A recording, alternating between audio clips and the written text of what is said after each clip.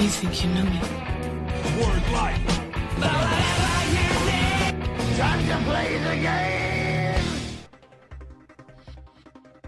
Sejam bem-vindos ao Cotovelo Voador, um podcast sobre luta livre. Eu sou Álvaro Linto, sempre acompanhado pelo Thiago Dutra. E aí, Diegão, como você tá? Tranquilo, espero que você, Álvaro, seja bem, e todos aqueles que vos escutam também. Pois é. Continuando, mais um episódio da quarentena, mais um episódio à distância, né? Eu gostaria muito de voltar ao esquema antigo, mas a gente trabalha como a gente pode. Pois é, acho que vai demorar ainda. É. Mas esse aqui é o episódio 40 de Cotovelo Voador apresenta Cotovelando a Ruthless Aggression Era. Episódio 40. Cada vez mais caminhando pro 50. Pro 50. Eu não sei, eu imagino se algum dia a gente vai parar e falar, mano, episódio 120. Meu Deus, gente, quantos anos a gente tá fazendo essa porra? Cara, se eu não me engano, o planejamento inicial aqui, ele vai até o 100 e pouquinho, viu? Ok. Essa série, em tese, acho que vai até o 100 e... talvez até o 110. Oh, uau. Bem, ou seja, tem mais uma década aí pra gente fazer. A gente pode ter uns filhos ainda, eles continuarem o podcast pra gente. Sem problema nenhum. Porque dessa vez a gente vai falar sobre o primeiro pay-per-view interativo da WWE, o Taboo Tuesday de 2004. Tem nome de site pornô, mas é um pay-per-view da WWE. Concordo. E você pode ouvir todos os episódios em cotovelovoador.com.br. Entrar em contato com a gente se você quiser pelo e-mail cotovelovoador@gmail.com. Se você quiser dar uma força e seguir a gente nas redes sociais, tem o facebook.com/cotovelovoador. E se você curte coisas mais curtas, né, sempre tem o Twitter, no @cotovelovoador. Isso aí, e a gente tá em todos os lugares onde você encontra o seu podcast. É só procurar que a gente vai estar por ali, né? Por favor, e se você estiver num agregador de podcasts aleatório que ninguém conhece o nome, dá um shout-out aí, só pra gente saber o que tá acontecendo no mundo da podosfera. Vamos pro Taboo Tuesday, então? Infelizmente, vamos.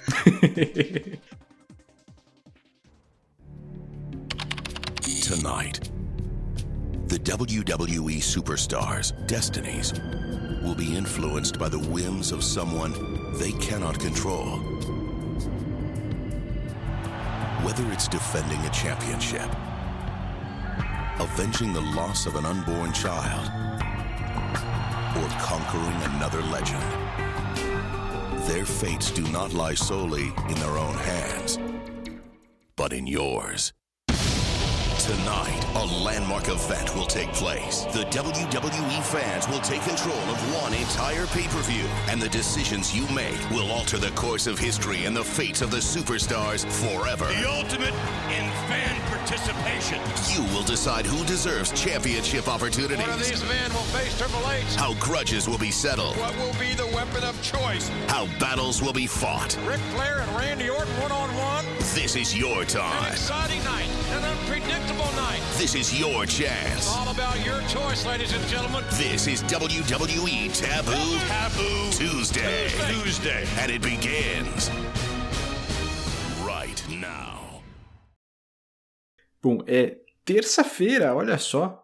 19 de outubro de 2004, 3 semanas depois do No Mercy, do que foi do SmackDown, né? E um mês depois do Unforgiven, que foi do Raw. Nós estamos ao vivo no Bradley Center, em Milwaukee, Wisconsin, na frente de 3.500 fãs. Jim Ross e Jerry the King Lawler são os comentaristas da noite. Eu acho que seria bem interessante, né? Seria bem WWE, na verdade, se eles fizessem um pay-per-view que se chama Taboo Tuesday e não fazer ele numa terça-feira, né? Fazer na quinta, né? Exato.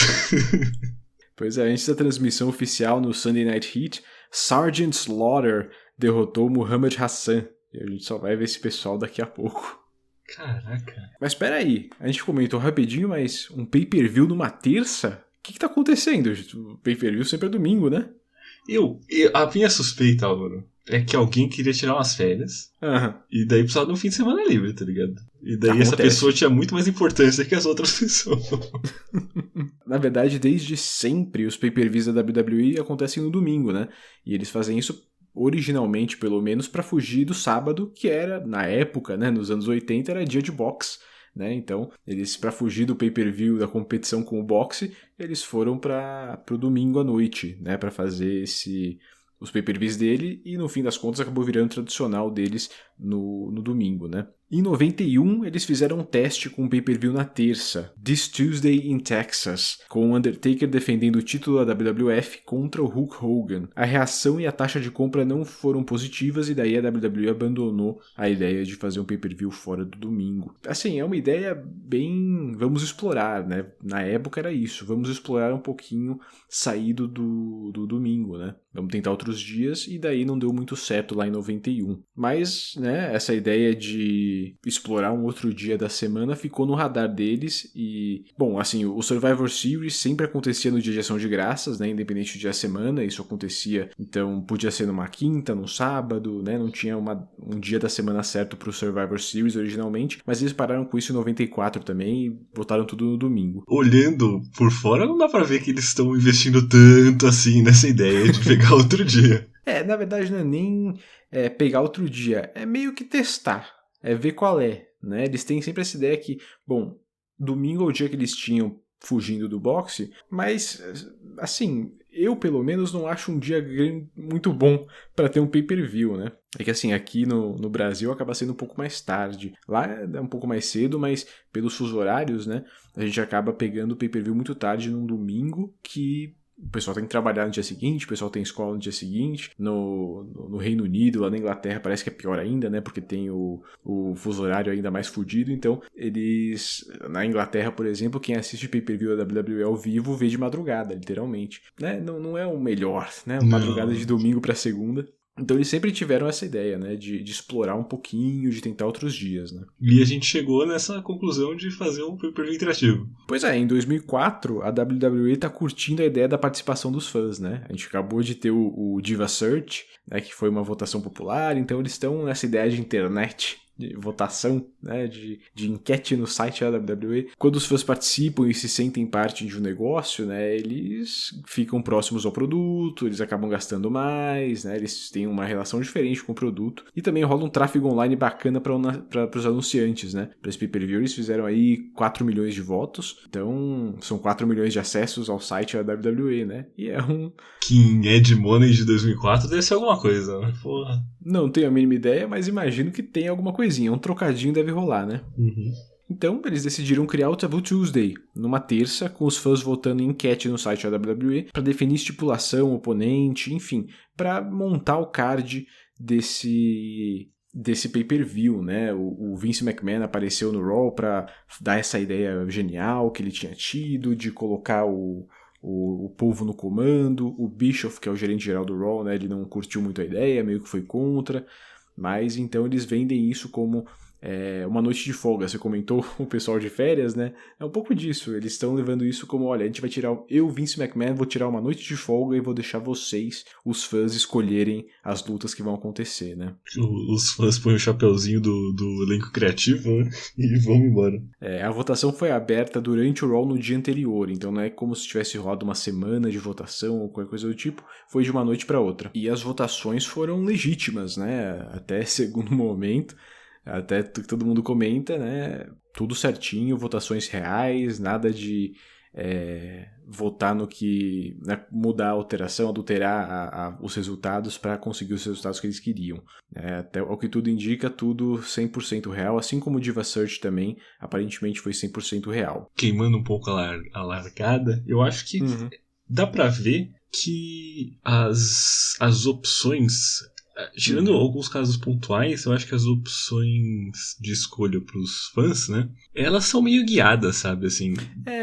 Com certeza, é aquela coisa. Sempre, em tudo, Big Brother, tudo que tem votação popular, o povo já começa, não, isso aí é manipulado, isso aí com certeza os resultados são falsos. Mas nenhuma empresa grande faz isso. Porque dá muita merda com o patrocinador, dá muita merda com o investidor, não é uma boa ideia adulterar a votação de fã. Então eles manipulam a votação, assim, eles vão colocar opções que obviamente as pessoas não vão votar, sabe? Ou eles induzem com a história que eles estão contando a opção que eles querem que o povo vote, e na maioria dos casos o povo vota exatamente na opção que eles querem, né? Tanto o Taboo Tuesday quanto o Diva Search, até onde se sabe, eu acho difícil que não seja, são votações legítimas, assim. Isso é maneiro. Bom, os principais pontos da votação envolvem, obviamente, Triple H e o Randy Orton.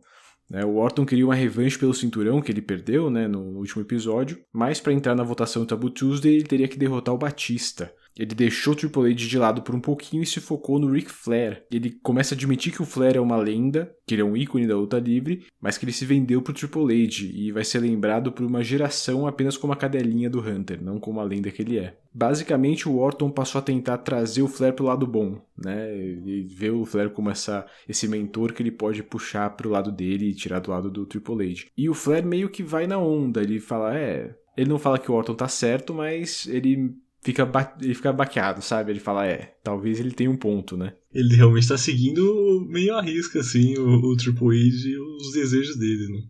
Exatamente. E daí, nessa noite que o Orton foi enfrentar o Batista, né? O Rick fingiu que ia ajudar o Orton, mas foi uma mentirinha, ele atacou o Orton e começou a botar essa ideia de que ele faz o que ele quer, ele é uma lenda assim, e ele não vai ouvir sermãozinho do Orton, que tá chegando agora, não sabe o que tá fazendo, que é um moleque, né? Então ele trai o Orton de novo. E até tem uma promo que ele faz no Raw que até cortaram da WWE Network, porque o Flair chama o Orton de virgem. Fala, você é um virgem e você não sabe quantas virgens eu descabacei na minha vida. Meu amigo. E daí, obviamente, essa frase na época repercutiu muito mal nos bastidores, porque meio que passa um pouquinho, né, do ponto, né? Na época parece que o Vince ficou puto com isso, porque se um patrocinador escuta isso, né? Talvez ele não goste tanto, eles ficaram realmente com medo de perder o Raw, por exemplo, de perder o programa, o contrato com a TV, né? No fim das contas não deu em nada, obviamente, mas eles, por exemplo, cortaram da Network essa promo. Aliás, nem essa promo, na verdade, eles cortam essa fala, né? Então eles dão uma cortada pra plateia e depois voltam e esse pedaço passou, sabe? Mas, então, rolou isso aí nesse meio do caminho também. Não foi isso que o Jimmy Kimmel foi conversar com eles depois? Não. Não chegou a falar disso não, porque, assim, imagino que até ele tenha sido avisado pra não falar disso, né? Pô, mas acho que nessa época o Jimmy Kimmel era o main show, não era? Devia ser um bagulho mais...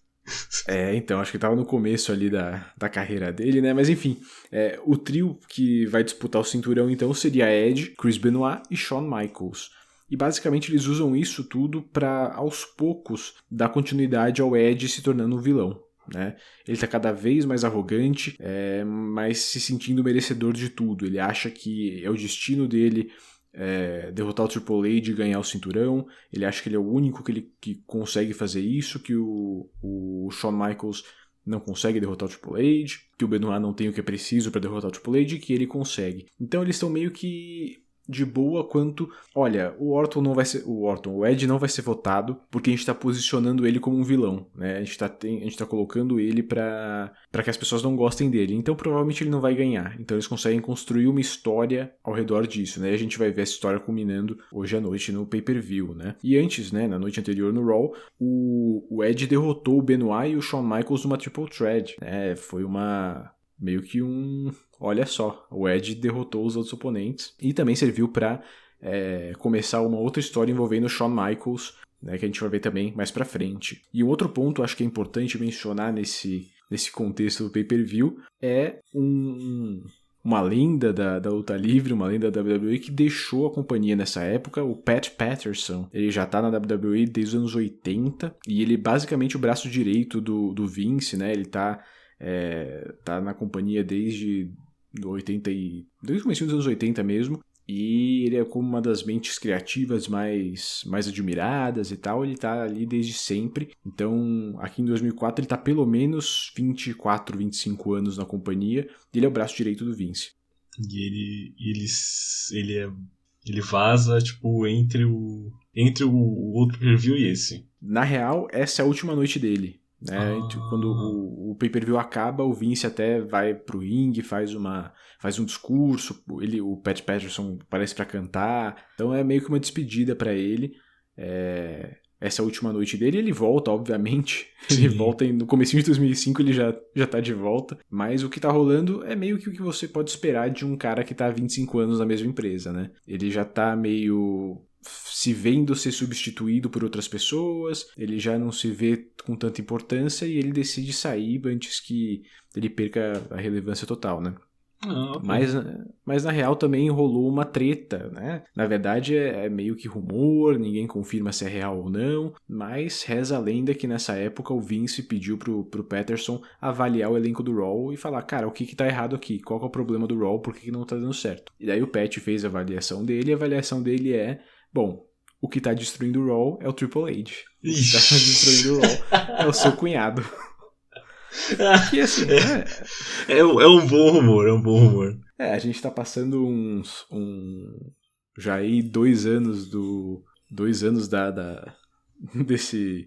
desse podcast, né, de cobertura, 2002 e agora 2004, e a gente viu que o Triple H talvez realmente seja um probleminha com o elenco do Raw, né, e o Pat, aparentemente, pelo que o rumor diz, foi o cara que falou pro Vince, olha, o problema que tá tendo aí é o seu cunhado que não tá dando certo não. E daí isso obviamente criou uma treta entre os dois e nessa treta ele saiu, né? É o rumor, não sei se é verdade é o que alguns dizem, mas assim, como eu falei, em 2005, a gente tá aqui em novembro de 2004, em acho que abril de 2005 ele já tá de volta aí, daí até hoje, até 2020, na real, acho que agora ele já tá se aposentando de novo, já não tá ativo diretamente, é mais um conselheiro eventual, mas tá lá até hoje, né?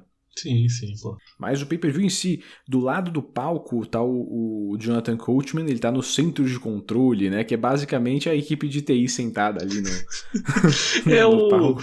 É aquelas salas da galera da televisão, só que miniaturizada e com um maluco próximo. Votação, então, computadores. Nossa, caraca, Álvaro, esse barulhinho de tecnologia dos anos 2000. Um clássico.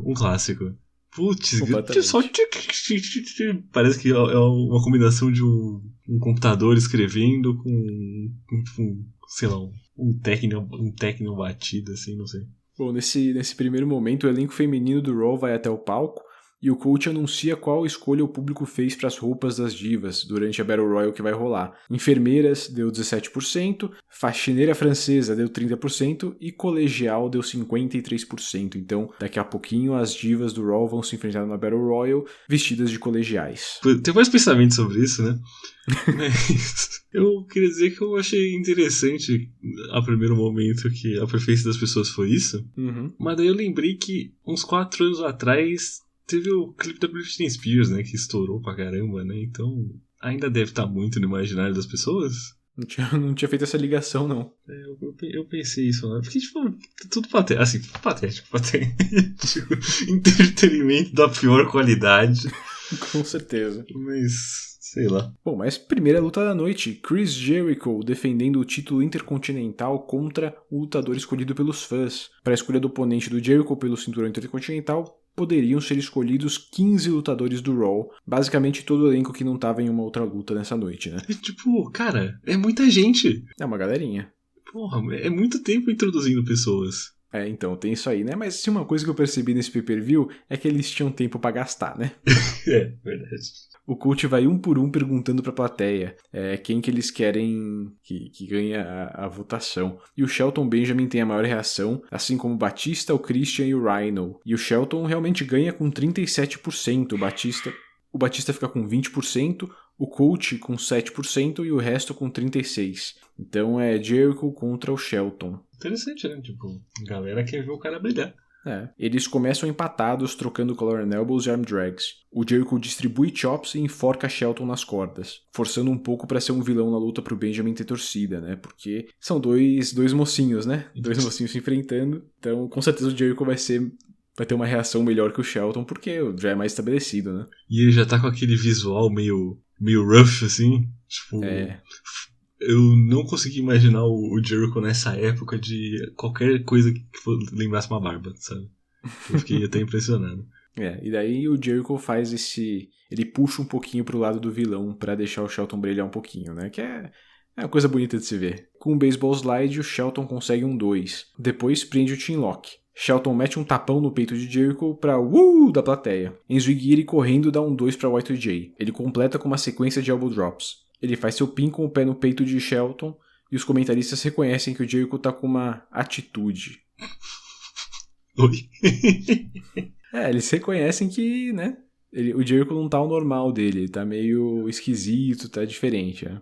Ok. Ele evita um dropkick e dá chutões nas costas de Benjamin. Jericho rouba a submissão de Batista, que é colocar o oponente de costas no seu joelho, né? A diferença é que o Y2J não tá suando bicas igual o Batista fica molhado quando vai pra sua submissão. O Batista ele tá usando 100% da massa muscular nesse movimento, ó, tem que compreender isso. O Jericho dá um tapa na cara do Shelton, que responde com um sunset flip para um 2. Shelton consegue um superplex e os dois descansam. Um baita backbody drop em Jericho, seguido por um spinning kick para um quase 3 no Shelton. Bulldog correndo de Jericho, mas Shelton desvia de um Lionsault.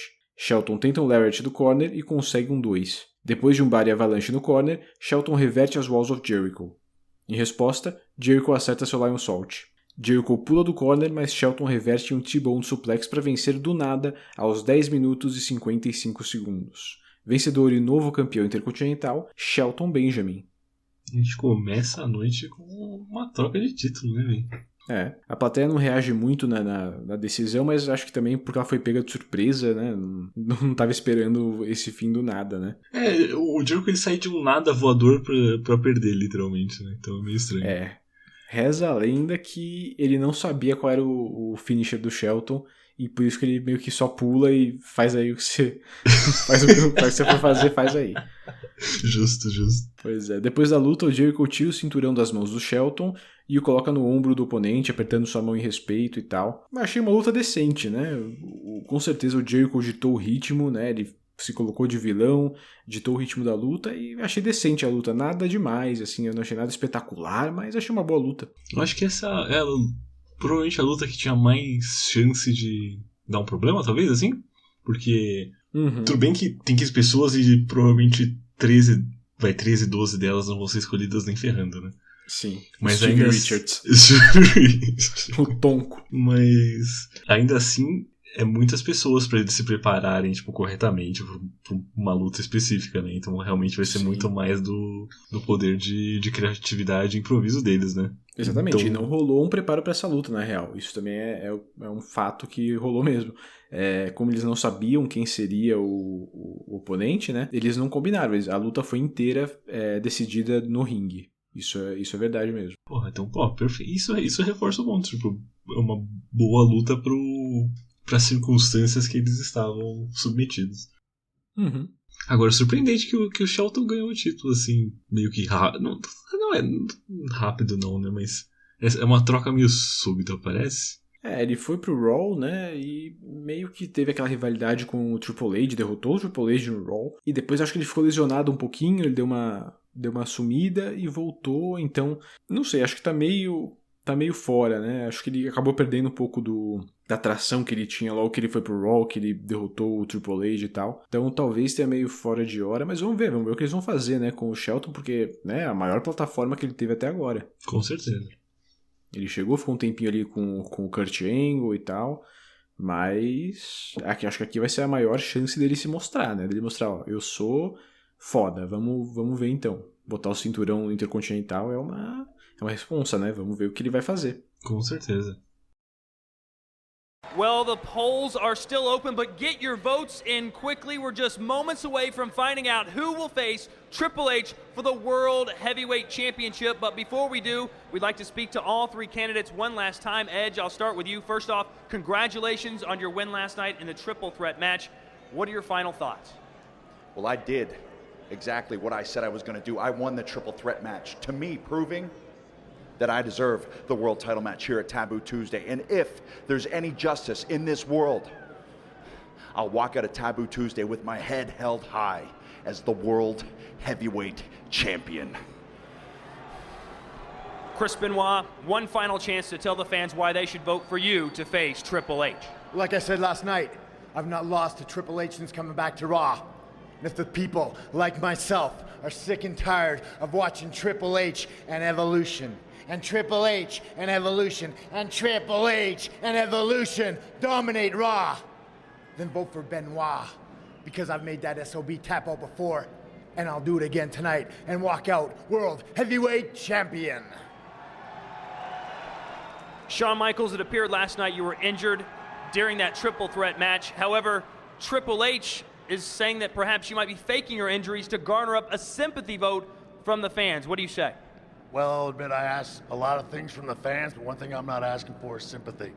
After you strip away the image, all a man's got is his word. And I'm giving you my word that I am injured. I'm not 100%. I've got a torn medial meniscus. But the fact is, I've done it once before for these people, and I'll do it again. You give me one more shot at the World Heavyweight Championship, I promise you this, and it's all I've got. Whatever is left in here, I'll leave out there in the ring. Every ounce of my being, I will leave in that ring for you tonight against Triple H for the World Heavyweight Championship.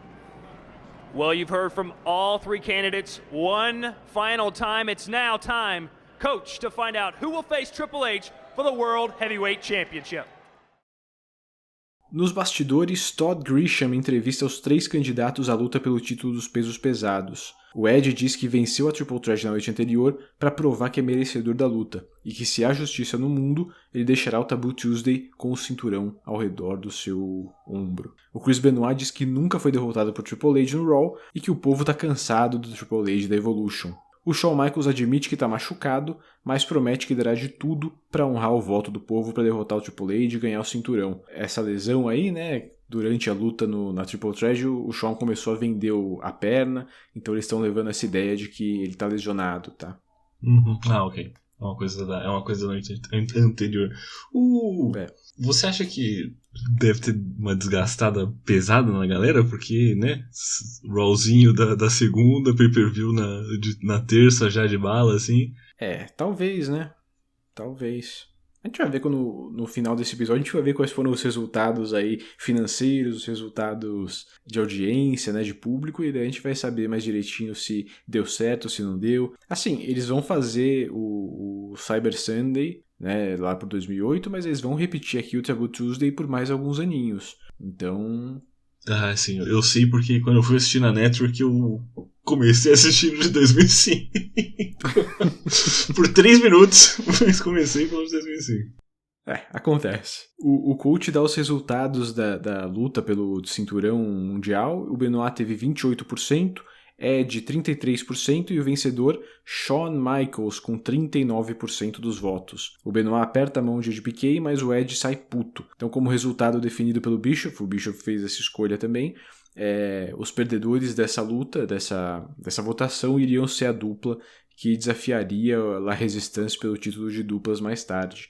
Então a gente ainda vai ter o Edge e o Benoit contra La Resistance e o Shawn Michaels contra o Triple H pelo título dos pesos pesados. Então, como você pode ver, uma boa parte do card está se formando durante a noite, né, Thiagão? Sim, sim. E realmente pagou, na verdade, né? Eu ia dizer que essa jogada deles colocarem, né, a lesão do HBK foi certeira, né? Mas pode ter sido só uma medida precautória?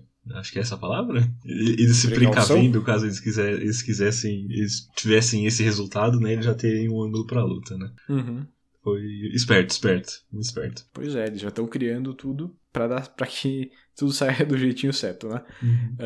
Luta 2, Trish Stratus defendendo o título feminino em uma Battle Royal com todas as divas fantasiadas de colegiais. A gente tem então, além da Trish, a Jazz, Nidia, Gail Kim, Molly Holly, Vitória e Stacy Keibler. Todas se separam em duplas e a Stacy acaba meio perdida até a Molly dar uma ajudada ali no meio do ringue. A Jazz arranca a camiseta da Nidia e a joga pelas cordas. Como essa é uma luta feminina e elas têm que sair pelo meio da corda, né? Elas não precisam ser eliminadas indo pelo topo da corda mais alta, né? Elas podem sair pelo meio, que é uma besteira que não faz sentido nenhum. Sim.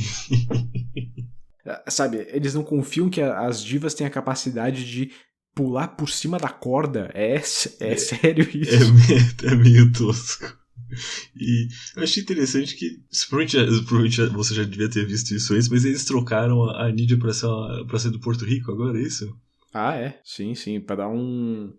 Ela deixou de ser a caipirona, né? Ela realmente é de Porto Rico, né? Uhum. Então começaram a usar esse lugar aí pra ela, né? Interessante. A Vitória elimina a Jazz com um baseball slide. Gail Kim tenta eliminar a Vitória com Hurricane Rana, mas acaba saindo do ringue por si. Sobram a Vitória, Trish, Stacy e Molly. A Stacy faz seu enforcamento com a perna na Trish, mas a Holly, sem motivo, a impede de eliminar a campeã. As vilãs tentam eliminar Stacy com um suplex duplo, mas Vitória a salva. Molly e Trish jogam Vitória pra fora com um estilingue duplo, cada uma jogando uma perna. Agora as vilãs fazem 2 contra 1 contra Stacy. Com uma fita do cabelo, a Stratus enforca Kibler. Ela consegue enfrentar as duas, mas acaba sendo eliminada por Molly. Distraída, né, aquele clássico, a Molly elimina Stacy, fica distraída e é imediatamente eliminada pela Trish Stratus. Yada. A gente já sabe. Trish Stratus vence aos 5 minutos e 30 segundos e ainda é campeã feminina. Né? Nada demais. Um monte de nada. Um monte de nada, ninguém sai melhor dessa luta. Era pra botar todo mundo de roupa de colegial, né? Obviamente. Mas essa é a última vez que nós veremos... Eu acho que é a Gayle King, né? É a última vez que nós veremos Jazz. Não, puta, eu gosto tanto da música da Jazz. Que é um jazz, né? Exatamente. No começo de novembro, ou seja, daqui a 2 semanas basicamente, a WWE vai demitir uma galera, incluindo a Jazz e o seu marido Rodney Mack. Os dois iriam para o circuito independente, abrindo uma promoção na Louisiana, a Dirty South Championship Wrestling. Em 2006, ela seria recontratada pela WWE como parte da nova ECW, já que ela fez parte da ECW original, né? No entanto, ela só fez uma aparição pela divisão em 7 de junho. Ela faria algumas lutas em house shows, mas seria novamente demitida em janeiro de 2007. Ela passaria os anos seguintes em promoções independentes como a Women's Superstars United e a Shine Wrestling, onde teve lutas contra Mercedes Martinez, a Amazing Kong, a Saraya Knight e a Amber O'Neil, grandes nomes aí da luta livre independente feminina. E em 16 de setembro de 2016, ela derrotou a O'Neil e a brasileira Christy James para ganhar o título mundial feminino da NWA. Ela permaneceria com o cinturão até a compra da NWA pelo Billy Corgan. Mesmo mostrando que seria parte da promoção, ela deixou o título vago em 22 de abril de 2019 por motivos médicos. Em 2020, ela anunciou sua aposentadoria da luta livre pelos mesmos motivos. Eu acho que ela foi um dos reinados mais longos com o cinturão da NWA. Tem aqueles reinados da Mulak, né? Claro. Mas acho que fora esse aí, ela talvez tenha tido o Reinaldo. Teve o reinado mais longo do título feminino da NWA. Então essa é a última vez que veremos Jazz, hein? Uma que tá aí desde o começo do podcast, né? Sim. Teve boas lutas no podcast no âmbito feminino, né, das coisas. Mas bem no comecinho, né? Depois ela ficou lesionada, sumiu, daí reapareceu, acho que se lesionou de novo.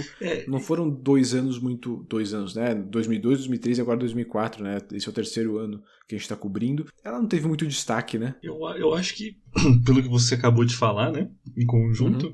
É meio que a história da carreira dela, né? Ela tem um problema com lesões constantes, pelo visto. Essa é a última vez que nós veremos... Mais uma pessoa? Agora Gayle King. Nydia. Porra. No mesmo dia que a Jazz foi demitida, a Nydia também foi mandada embora da WWE. Em 2005, ela teve algumas lutas em Porto Rico, no México e no circuito independente, várias vezes contra a Gayle King. Ó o spoiler aí. Sua última luta foi na Itália, em novembro de 2005, em uma derrota para Miss Jackie. Ela se aposentaria da luta livre e se mudaria para o Texas, onde ela trabalharia como chefe de cozinha, se casaria e teria 2 filhos. Ela está afastada da luta livre desde então. Pô, maneiro. Um outro caminho também, né?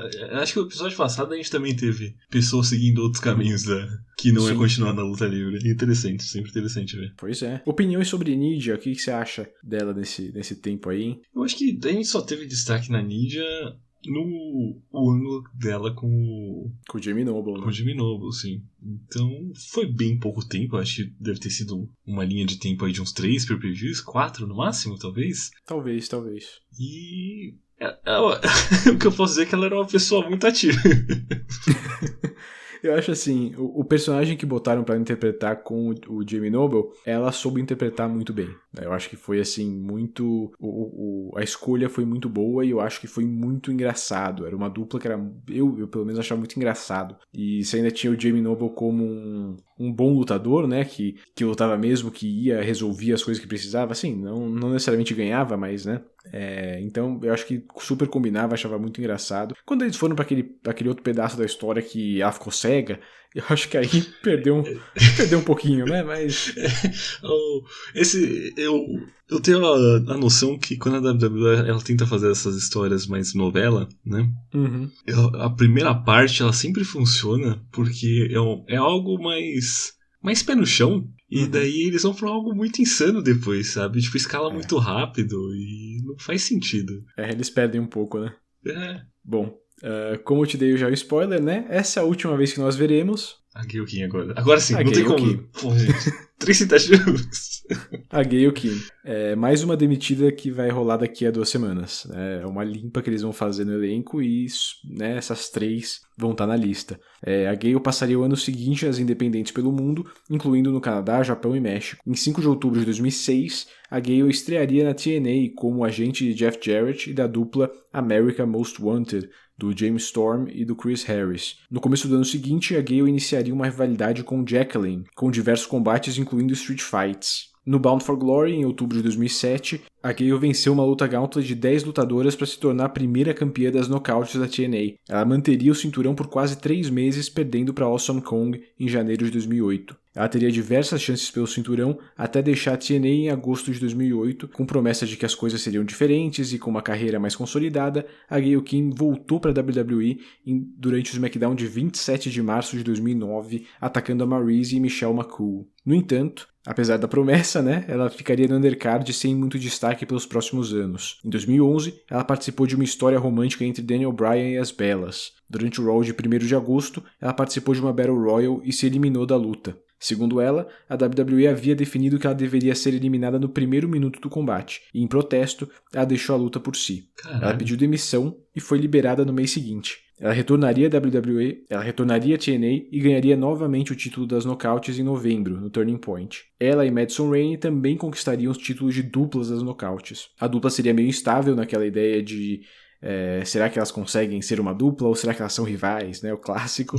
Sim. Nos anos seguintes, a Gayle Kim ganharia o cinturão da TNA um total de 7 vezes, e em 2016 seria a primeira mulher a se tornar membro do Hall da Fama da TNA. A Gayle Kim se aposentou em 3 de fevereiro de 2018, após derrotar Casey Owens na Southside Wrestling Entertainment. Ela se tornaria produtora da Impact Wrestling, né, que é a TNA hoje, e ela tá lá até hoje, né, fazendo a produção como parte da equipe dos produtores da TNA, da Impact Wrestling hoje, né? Ela sairia da sua aposentadoria em 2019 para uma luta contra Tessa Blanchard, mas seria a única saidinha que ela teve. De resto, continua aposentada. Legal ver que também as moças elas entram pra produção, né? Pro time criativo, né? Sim. Um exemplo sólido disso. E também um baita exemplo que existe vida fora da WWE, né?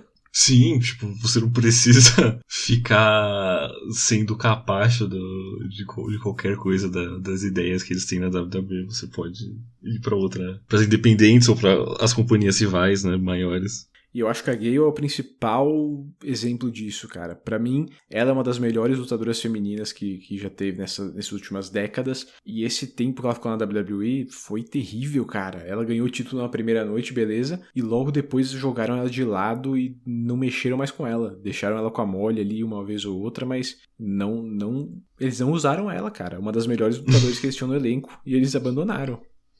É porque eles não queriam fazer luta, Álvaro. Tipo, porra, votação pra roupinha, Álvaro. Que porra é essa? Exatamente. E ainda tem aquele rumor de que o Vince, ele não via a Gayle Kim como uma mulher atraente. Como ele não via isso, ele não queria mexer muito com ela. A gente sabe que o Vince tem um tipo, ele gosta de loira, ele não entende. Acho que deve ter contado também nesse podcast em algum momento. Quando o JR fez a contratação da Gayle Kim, ele teve que mostrar um site pornô coreano pro Vince pra provar pra ele que existem pessoas que acham coreanas bonitas. Você nunca contou isso. E isso é revoltante. É foda. Mas assim, é uma mostragem do que era nessa época, cara. Há 20 anos atrás era isso que acontecia. O caça-talentos tinha que mostrar um site pornô pra falar, olha, viu? Existe, as pessoas se sentem atraídas por asiáticos. Caralho. Que o Vince não entendia isso. Ok. Não sei se entende até hoje, né? Mas enfim. Ok. Não, o K-pop ele mudou tudo. Mas, enfim, não veremos mais Gayle Kim nesse podcast. Cara, a gente perdeu. Essa é a última vez que nós veremos. Eita porra! Molly Holly.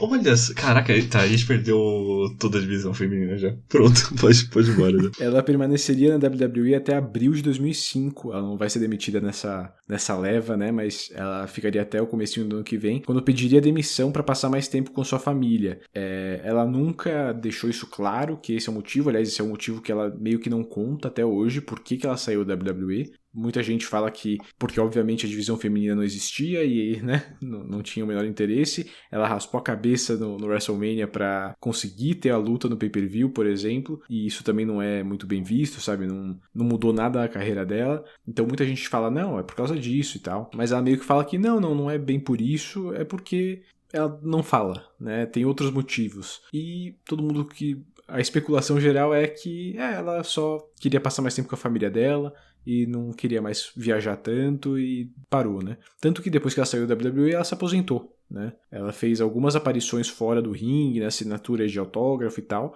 mas ela parou de lutar, ela não lutou mais. Assim, ela fez pouquíssimas lutas, na real, né? Ela fez uma participação no King of Trios da Chikara em 2018, então bem recente, né? Uhum. Ela retornou no WrestleMania 25 pra Battle Royal de Miss WrestleMania. Ela voltou pro primeiro Royal Rumble feminino em 2018, pra uma Battle Royal no Evolution, pro Rumble feminino agora de 2020, mas desde então ela não deu mais as caras, assim, ela não lutou mais profissionalmente. Ela segue, assim, fazendo convenção, fazendo essas coisas, mas ela parou de lutar. Caramba. Normalmente o que dizem é que, na verdade, é uma mistura das coisas, né? Então pode ser tudo isso em proporções variadas, né? Não, com certeza. Mas ela, eu lembro que você falou que ela treinou uma galera também, depois que ela se aposenta agora, ou eu tô confundindo linhas temporais? Eu acho que sim. Se eu não me engano, ela treina... Eu acho que é recente também, que não é uma coisa que ela já vem fazendo há muitos anos, mas se eu não me engano, ela trabalha em uma dessas academias de luta livre e tal, ela treina o pessoal, mas não lembro de ser muito relevante, sabe? Não é um grande nome de treinadora, apesar dela ser muito influente, né? A Tegan Nox do NXT, toda vez que a Molly aparece, ela tira foto e desmaia quase, porque inspirou ela a ser lutadora, né? Acho que a Molly tem muito isso. Numa época em que só tinha peito e bunda na WWE, ela tava lá sendo fora do padrão de beleza deles e lutando pra caralho, né? Sim, sim. Mais uma que a gente perde. Então, realmente a divisão, né, tá capengando, mas né, Álvaro? Tipo, a sorte tá chegando aí, né? A gente vai ter mais gente, obviamente. Mas essa é a última vez que nós veremos... Olha, tinha 6 pessoas naquela luta, hein? A gente já mandou 4 embora. Vitória. E agora a gente vai mandar Stacy Keibler. Não, Miss Pernas. Miss Pernas. No começo de 2005, a Stacy se envolveria com o Randy Orton na história. E a gente vai ver esse build-up nos próximos meses. A gente vai ter a existência da Stacy, mas eu acho que a gente não vê mais ela fisicamente nos eventos. Depois disso, ela se tornaria a Super Stacy e se aliaria a Rosie the Hurricane. No fim de 2005, ela seria mandada para o SmackDown e participaria da segunda temporada do Dancing with the Stars, a dança dos famosos dos Estados Unidos, né?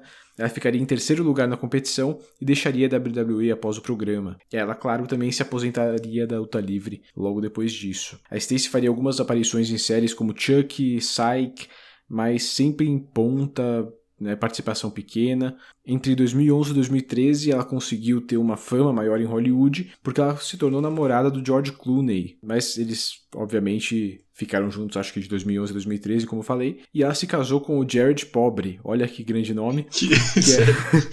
Jared Pobre, que é o CEO da Future Ads, uma empresa de monetização de conteúdo online em 2014. Porra, não, a Future Ads é grande pra caramba. Mas agora ela é a primeira dama da Future Ads. Ok, perfeito. E eles têm 3 filhos juntos. Em 2019, ela reapareceu na WWE para introduzir sua amiga Tori Wilson ao Hall da Fama da WWE. Mas ela também não lutaria mais desde então. Acabou, Álvaro? A gente pode continuar já? Acabou. Dessa luta só sobrou a Vitória e a Trish. Exatamente. Só elas mesmas, a Vitória e a Trish.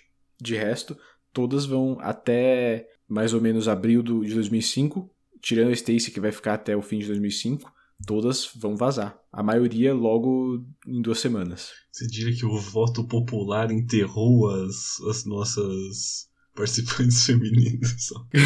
Cara, eu acho que de certo modo sim. Você comentou brincando e é meio que isso mesmo.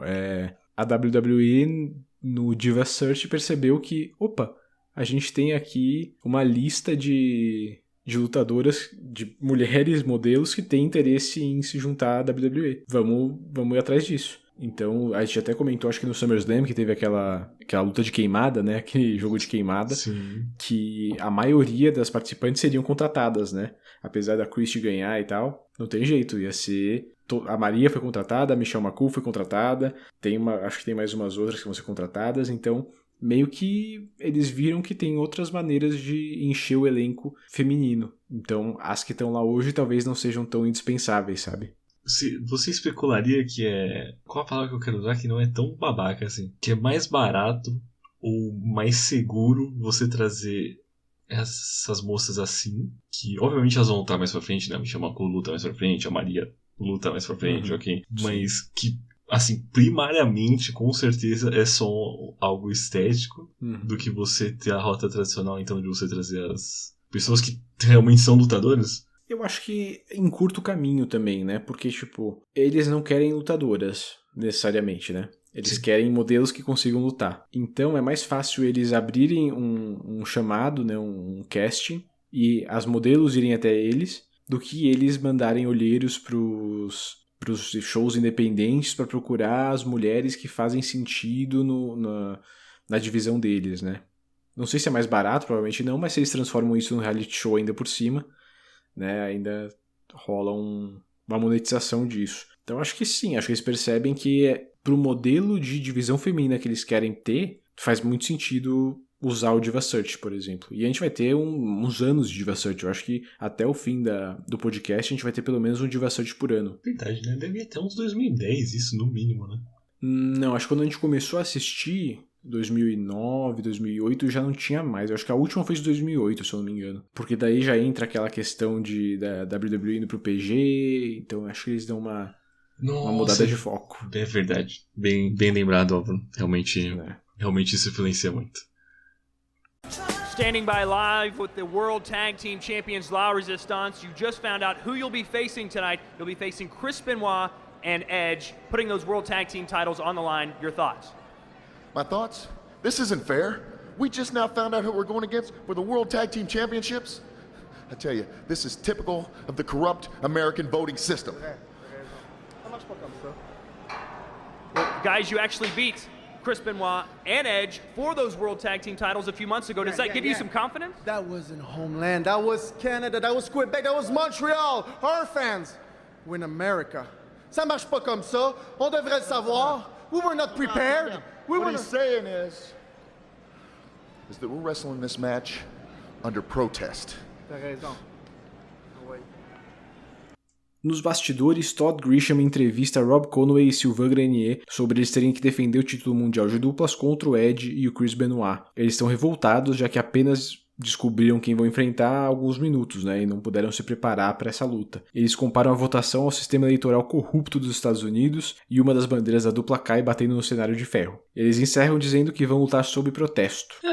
Tá bom. Jonathan Coachman revela a arma escolhida para ser legal durante a próxima luta. A corrente ganhou com 41%, seguida pela cadeira com 30% e o cano com 29%. Parabéns, corrente! Eu gostei da sua reação.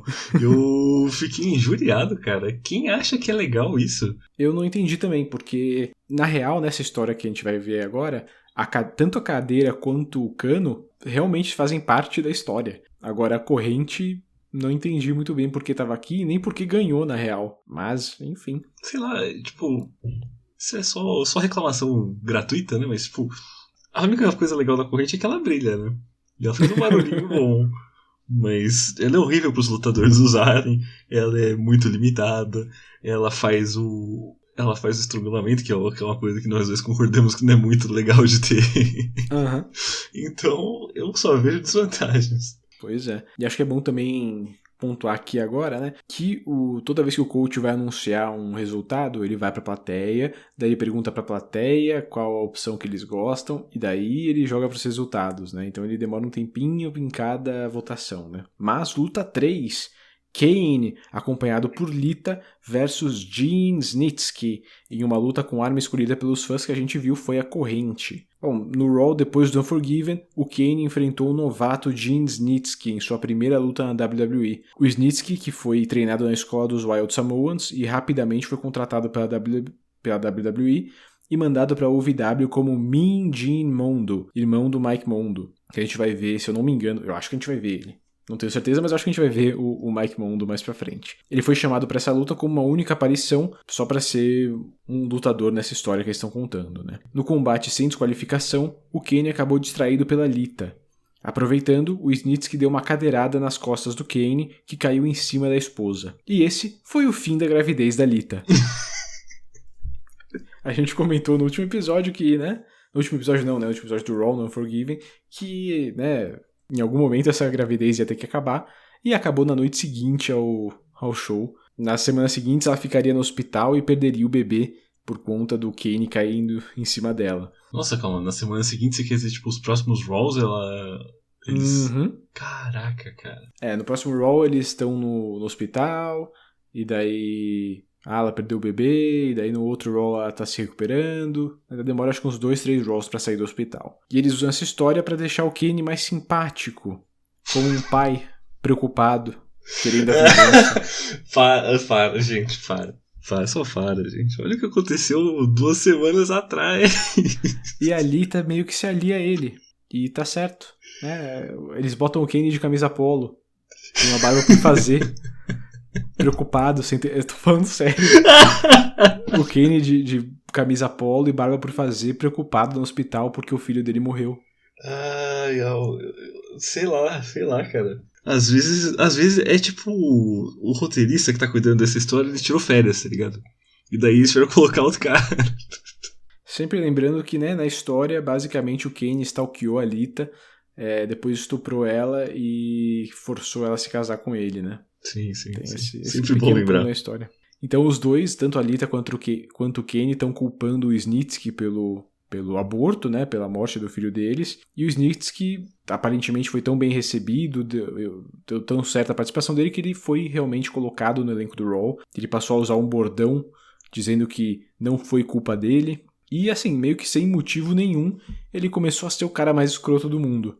Então ele começou a zombar da morte do filho deles, ele leva eu acho que isso ainda não aconteceu, mas vai acontecer nos próximos episódios do Raw. Ele vai levar uma boneca e vai chutar a boneca na plateia.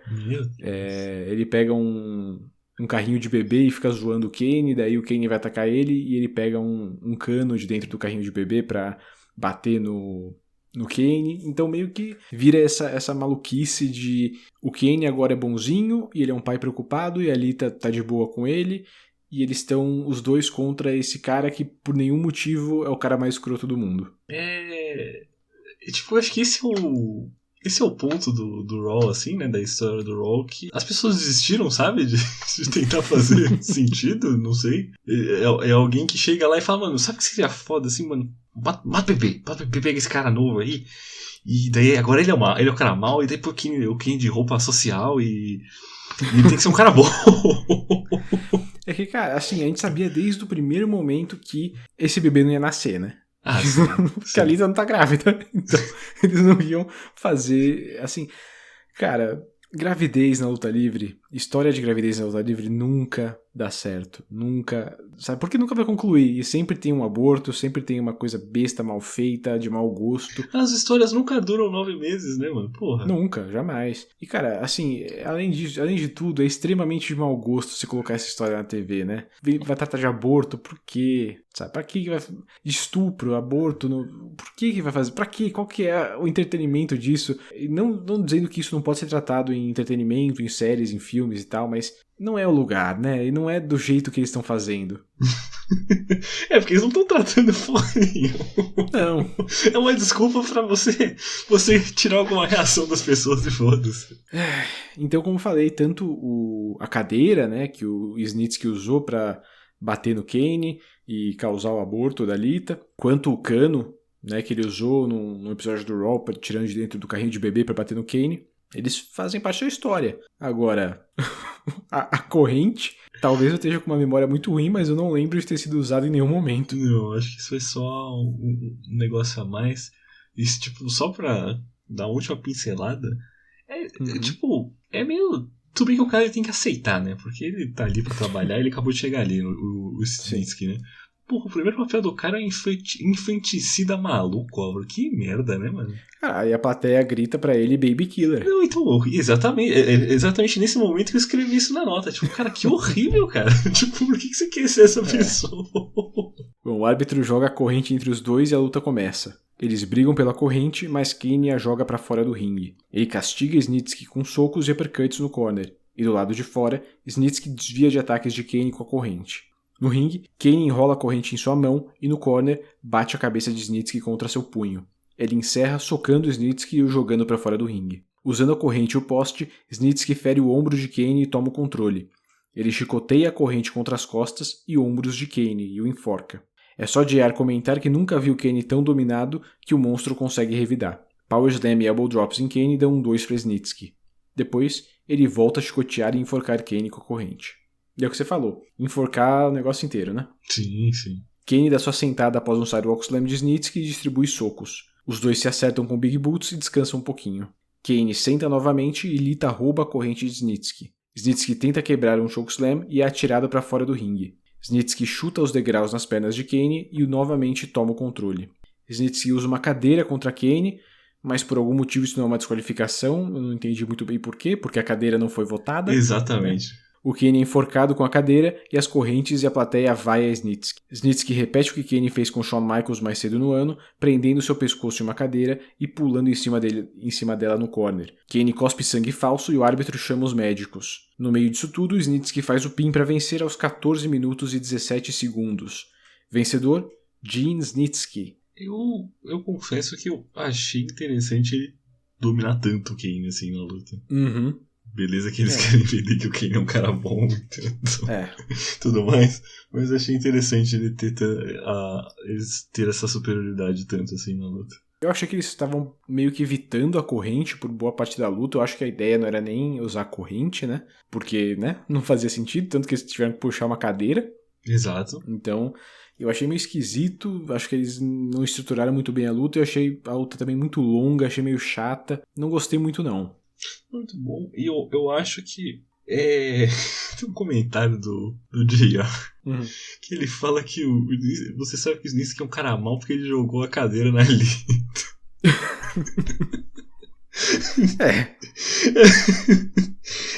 Sei lá, tipo, é muito inocente comparado com tudo que tinha acontecido até o momento, né? Mas é meio que dá pra sentir mesmo que a corrente pegou os caras de surpresa, assim, eu acho. Eles se limitaram, eles não tiveram a inovação, né? O improviso da galera da primeira luta, né? O Jericho e o Shelton, eles foram pegos de surpresas e a luta com certeza ficou muito pior por causa disso. Depois da luta, os médicos imobilizam Kane e o levam de maca. Quando eles estão na rampa, o Snitsky retorna e vira a maca, derrubando o Kane. E essa ideia aqui, o Kane apanhando tanto, é porque ele vai dar uma saidinha, ele vai ficar um tempinho fora, para gravar um grande filme que a gente vai falar em alguns anos aqui no podcast. A gente vai fazer a review desse filme, See No Evil. O clássico filme de terror do Kane. Não sei qual é o título em português desse filme, mas é isso aí, estrelando Kane. Em algum momento a gente vai falar sobre. Ele fez quantos desses? Uns 3, né? Não, 2. Tem o See No Evil e o See No Evil 2. Ok. Well, Edge, now that the fans have picked Shawn Michaels to face Triple H for the World Heavyweight Championship, you will team up with Chris Benoit to face La Resistance for the World Tag Team titles. Your thoughts? My thoughts? What does it look like, Todd? Do I look happy? Should I be happy? In the first interactive pay-per-view, the people pick a broken down, injured has-been. I'm not a has-been. I'm hungry. I'm young. I wanted it. It should have been mine. Shawn Michaels will not defeat Triple H. I would have.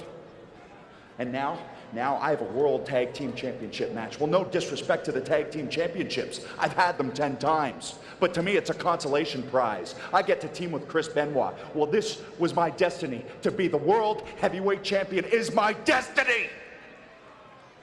Not the Tag Team Championships. So I'd like to thank you. Thank you, people. Thank you very much.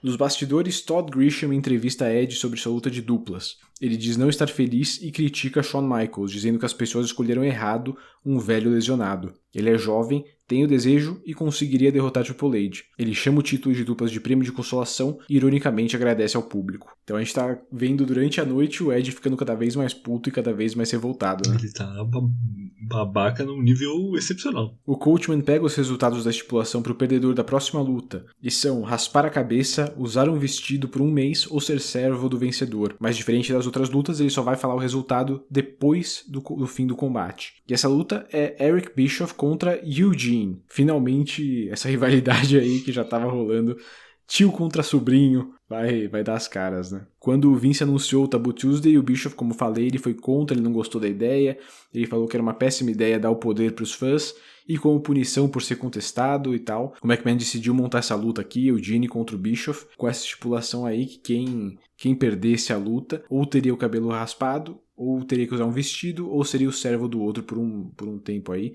E, obviamente, o resultado todo mundo já sabe desde o começo, né? Mas, enfim. É até mais legal com o público ao vivo, né? Ver uma coisa ali na hora. O Bischoff ataca o Eugene pelas costas e distribui chutes de karatê. Ele bate a cabeça de Eugene no corner até ele ficar nervoso. No entanto, Eric finge uma lesão no joelho e Eugene acaba distraído. Bischoff se aproveita e chuta a cabeça de Eugene, que revida com socos e um airplane spin. Eugene faz o leg drop do Hulk Hogan para vencer aos 2 minutos e 1 segundo. Vencedor, Eugene. Não é uma luta, né? É só um... É um segmento, né? É um segmento pra gente chegar na revelação, que com a estipulação vencedora, né?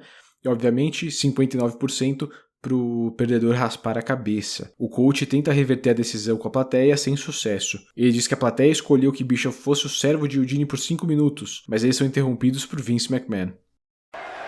You gotta understand that I've been given the authority that the internet audience wanted one thing, you wanted something completely different. So fair is fair. I'm gonna call it like I see it. I'm gonna make the decision. Eric, you have to be Eugene's servant for 5 minutes. For 5 minutes. Maybe you could get him a soda, take his bags to the car. Eugene, heck of a victory. I gotta call it right down the... Oh no, I think Vince is just pipped up. Oh boy. Look at that walk. The power walk is not good for somebody. Come on. I'm not drunk. The chairman of the WWE, Mr. McMahon, whose concept was this event, Taboo Tuesday. That's right, this whole thing was his idea. I know for a fact that Mr. McMahon doesn't like Eric Bischoff. Personally. Not too fond of Coach either. Let me get this straight. See, I come out here with this concept I said last night, in which I have no authority, in which all of the authority for Taboo Tuesday is in their hands. But I was told... You know, maybe you didn't listen to them, Coach, like I did. Maybe you didn't hear what they heard. I heard distinctly this audience agree with the internet audience. Therefore, right here...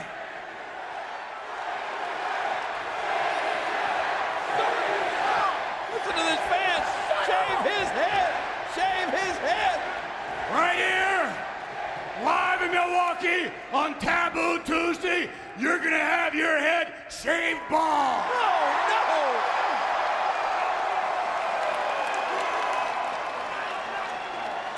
You have to do it. I am not doing it. No way. You're not doing it. You heard me right. Congratulations. Go ahead. If you're not doing it, go ahead, Eric. Take a walk. Because you keep walking, you son of a bitch, you're fired. What? Uh-oh. And that wasn't Donald Trump saying it. That was Mr. McMahon. I'll replace you like that.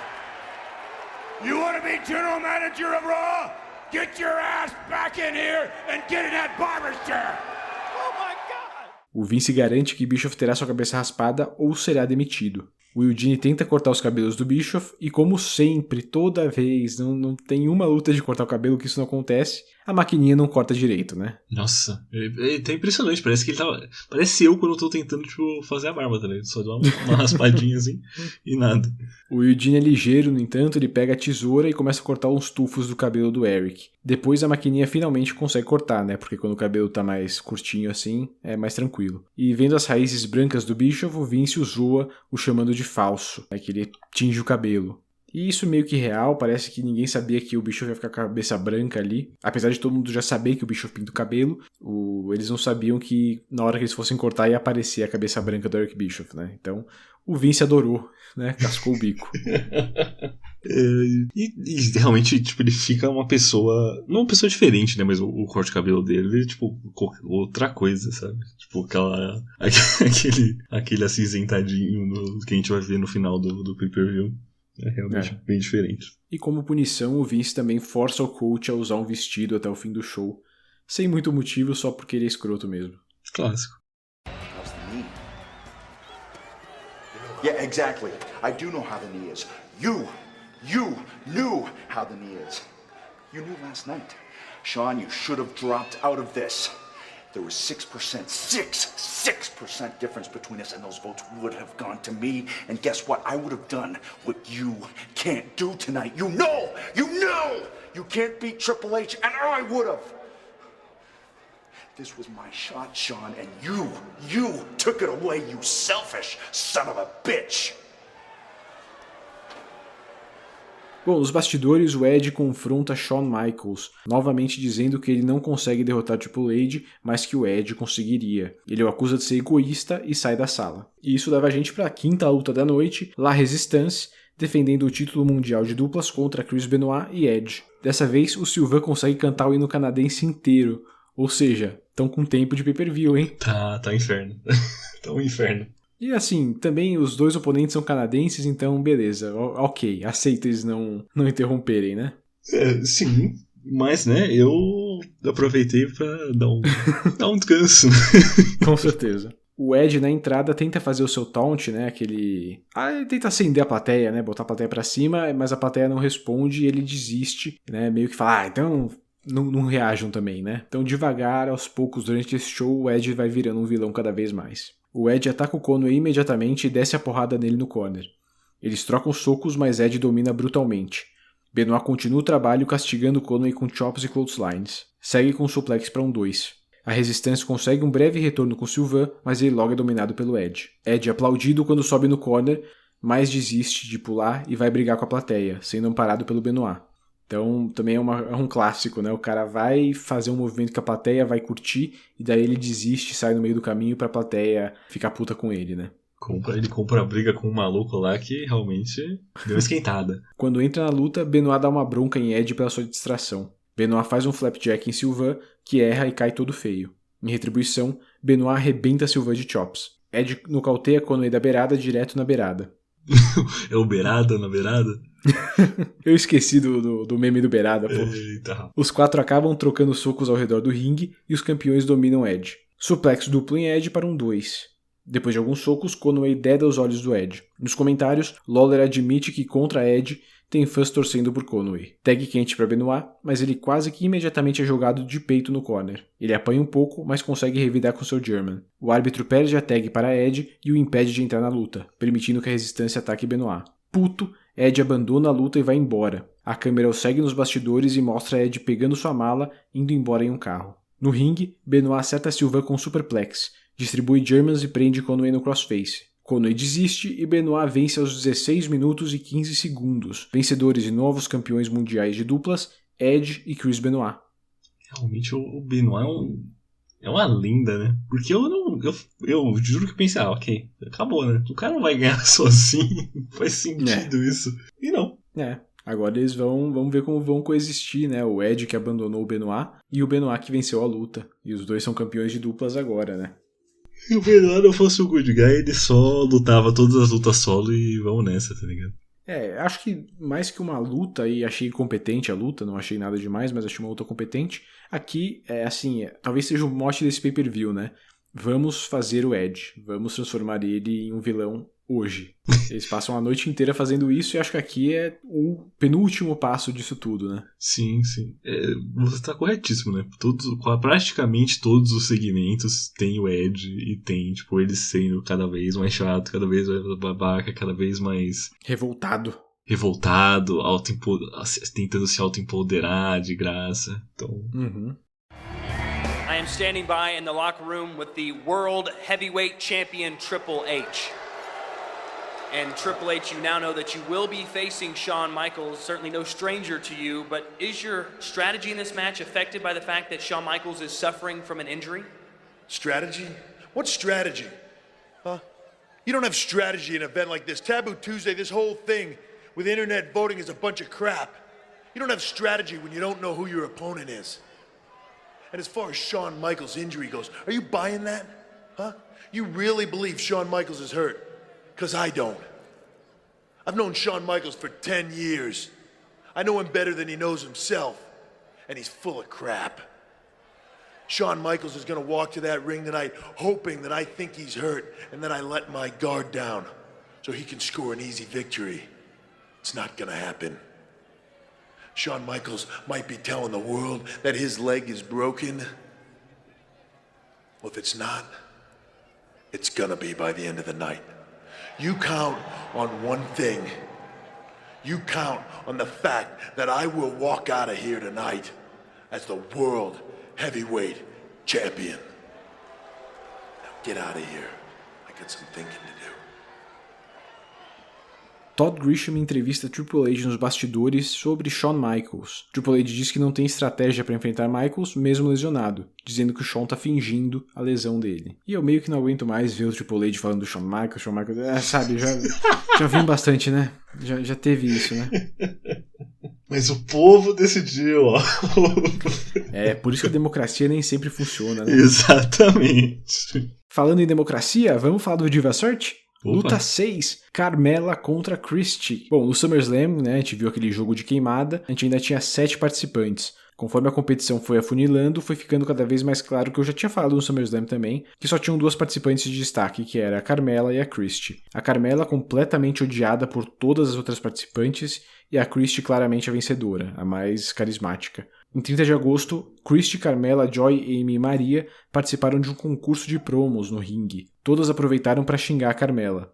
Uau. Incluindo, porque todas realmente não gostavam dela. Todas falaram praticamente as mesmas coisas de você não gosta de estar aqui, você só está aqui pela fama, você não gosta de luta livre, você só está aqui para ter os seus minutos de fama. E a Christie também talvez tenha ido um pouco mais longe. Ela chamou a Carmella de, abre aspas, Come Burping Gutter Slut. Caralho! A tradução disso e não precisa traduzir, não. Acho que é importante para os ouvintes que não falam inglês, né? Talvez seja importante traduzir isso. É uma tradução livre, mas é algo como vagabunda de sarjeta rotadora de porra. É algo semelhante a isso, só que em inglês. Obviamente que isso foi um escândalo nos bastidores, que do mesmo jeito que o Ric Flair falando de virgem, isso aqui caiu tipo uma bomba nos bastidores. Todo mundo falou, meu Deus, agora que a gente se fudeu, agora que a gente vai perder patrocínio, agora que a gente vai perder o nosso horário aqui da televisão. Vai receber um monte de cartas de pessoas falando, que porra é essa, caralho? A rotadora de porra. Realmente, não tem como. Em 20 de setembro, a Christie foi anunciada como vencedora do Diva Search, ganhando um contrato de 1 ano e $250 mil. Ela seria recepcionada por Trish Stratus e pelas divas na semana seguinte, apanhando de todas e tendo sua roupa rasgada. No entanto, ela percebeu que o povo gostava dela de lingerie e ficou de boa logo depois. Então ela ficou bem triste porque, ela foi espancada e arrancaram a roupa dela no meio do ringue, mas aí quando a plateia começou a torcer que ela tava de lingerie, ela ficou de boa, ficou feliz e foi embora. Mano, sei lá, não dá, tá ligado? A mente da pessoa, quando ela propõe essa ideia... Ela tá em outro lugar, tá ligado? Ela tá em outro completamente. lugar. Agora, a Carmella retornaria em 4 de outubro, com uma aliada de Eric Bischoff para humilhar o Eugene. Eles teriam o Bischoff fingindo ali que a Carmella é apaixonada pelo Eugene pra ela ser uma escrota com ele, né, obviamente.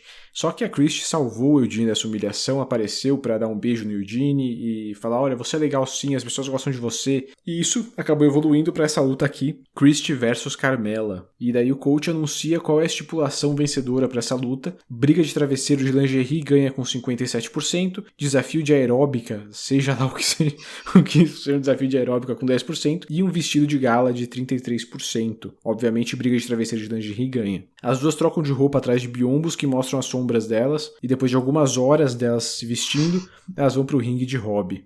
Elas tiram os hobbies e se encaram no ringue. A Christie arranca o enchimento do sutiã da Carmella e, meu Deus, isso aqui vai ser bom, hein? Não tem como isso ser ruim. Nossa. Acho que vai melhorando a cada segundo que passa, né? Obviamente. Ela joga o enchimento na plateia e Carmella atira o outro em Christie, a empurrando. Será que isso foi sem querer? Não foi. Ok, beleza. Elas dão travesseiradas com penas voando pelo ringue. A Christie faz o pior takedown do mundo e as duas rolam pelo ringue se enforcando. Christie bate em Carmella deitada com o travesseiro e faz o pin com Carmella deitada de lado, sem os ombros estarem na lona, em 1 minuto e 48 segundos. Vencedora, Christie Hemme. Caraca, foi mais rápido que o bicho ficou monte. Cara, a gente falou do Steve contra o Tonko, mas talvez a gente tenha encontrado a pior luta da história. Que, né, eu diria, Álvaro, que isso nunca se propôs a ser uma luta. Cara, o sino tocou. Justo. Tecnicamente é uma luta. Cara, elas têm de movimento empurrão, takedown, enforcamento e pinfall. São 4 movimentos. O takedown elas fuderam, o pinfall elas fuderam. Elas fizeram 2 movimentos que deu certo, que era enforcamento no chão e um empurrão. Foi isso que deu certo nessa luta. Eu não sei o que dizer, Álvaro. Eu não sei o que dizer. Eu acho que a pior luta que a gente viu, se você não quiser considerar uma luta, ainda assim é ruim, é péssima. Sim, isso é legal. Claramente 2 pessoas que não sabem lutar, que não foram treinadas. Assim, não sei nem o que dizer também. Fujam, não assistam isso, não vale a pena. O foda é que é um bagulho de 10 minutos, porque tem todo o começo. Não, tem o coach falando o resultado, daí tem as duas se vestindo atrás do biombo, que elas ficam 10 minutos se vestindo atrás do biombo. E daí mais 1 minuto de... Eu fiquei triste com isso aqui, Jean, eu fiquei muito triste. Assim, eu comecei o pay-per-view triste, porque quando todas as competidoras, né, do Battle Royale elas aparecem no começo, eu já achei estranho, né? E isso é 3 minutos de pay-per-view. E daí ele anuncia como é que vai ser essa votação, pra que vai ser essa votação. E eu juro pra você, isso foi no domingo. Eu falei, tá bom. Pausei o vídeo. Volto segunda-feira. Um dia eu volto. Então, são várias degradês de tristeza, assim. Pelo menos, essa é a última vez que nós veremos Carmella. Nossa. Claramente impopular. A Carmella deixou a WWE logo depois do Taboo Tuesday, então realmente foi só mais uma participação depois do fim do reality. Ela participaria de alguns episódios do reality show Girls of the Playboy Mansion, que mostrava o dia a dia das namoradas do Hugh Hefner na mansão Playboy, né? Mas ela ficaria fora dos holofotes, basicamente, desde então. Em 2007, a Carmella se casaria com o Jeff Garcia, que é quarterback dos Cleveland Browns. Sim. Eles tiveram 4 filhos e é isso. Essa é a passagem da Carmella pela WWE. Ok. Eu acho que vale também trazer uma história que eu acho... Agora não vou lembrar se é da Amy ou da Joy. Eu acho que é da Joy, talvez. Uma das participantes, né? Sim. Esse ano, acho que agora em 2018 mesmo, deu uma entrevista e tal, falando como foi a experiência dela. Talvez a gente até vai ver mais pra frente, talvez seja alguém que retorne e a gente vai falar a história de novo, mas eu acho que vale a pena agora que a gente tá falando de Diva Search, né? E ela fala de como era o clima dos bastidores e basicamente fala que era uma merda, né? Em alguma turnê talvez um Tribute to the Troops, alguma coisa assim, ela tava com alguma dor de cabeça, alguma coisa, daí ela perguntou pra alguém o que ela podia fazer e essa pessoa falou, pega ali do vestiário, pega como é que chama? Um analgésico, alguma coisa e fica de boa. E daí ela foi, pegou um analgésico do vestiário dos homens e isso virou o fim a coisa mais terrível que ela podia ter feito, né? Segundo ela, o Orton e o Edge eram bullies, basicamente, eram grossos, gritaram, fizeram escarcéu em cima dela várias vezes por conta de nada, né? Essa ideia de bullies nos bastidores, né? Pessoal jovem, com a carreira em ascensão, meio que acabam sendo escrotos, né? Então, contou um pouco dessa história aí. Uma grande bosta, né? É foda. E tem o clássico que eu não sei se é dessa galera, mas que o Orton cagou na bolsa de alguém. Teve isso aí também. Caraca, porra. Eu não sei se é dessa turma do Tough Enough, do Diva Search, se é outras pessoas, mas rolou isso aí também. Eu lembro que tem a história clássica do maluco lá, o X-Pac fez isso do também. Do X-Pac que ele fez isso também, né? Acontece, né? Esse clima de colegial, sabe? Verdade. Eu imagino que tem muito disso principalmente quando, como você disse, a galera que é mais jovem assim eles têm, cara, intocável, eu tô no topo dessa porra e eu sou tão novo e eu tenho muito pra crescer e vocês são muito pequenos. Foi o que a gente até comentou no episódio, acho que foi no SummerSlam que a gente comentou sobre o Orton, né? Que tinha até uma... Eles queriam, claro, colocar o Orton no topo, mas tinha também uma vozinha ali falando talvez não seja uma boa ideia, esse cara ele foi expulso da marinha, né? Ele não, né? Talvez ele não seja o melhor, ele tem problemas de comportamento, ele é escroto, ele é grosseiro, ele é babaca, então talvez não seja a melhor pessoa para ser a estrela da companhia, mas vamos nele mesmo assim. Então já tem essa fama, né? O Orton já tem esse estigma nele porque ele é um babaca mesmo. Né? Pelo menos nessa época ele era um babaca mesmo. Mas luta 7, Triple H defendendo o título mundial dos pesos pesados contra Shawn Michaels. Vamos lá. SummerSlam de 2002, luta 1, Shawn venceu. Luta 2, Armageddon de 2002, o Triple H venceu. Luta 3, Royal Rumble de 2004, sem vencedor. Luta 4, Bad Blood de 2004, Triple H venceu. Então tá aí o Triple H 2-1 em cima do Shawn Michaels. E o Shawn manca até o ringue, né, vendendo a lesão no joelho que ele tem. Os dois começam trocando socos e o Triple H é o primeiro a cair. Ele tenta atacar a perna de Shawn, mas HBK consegue afastá-lo.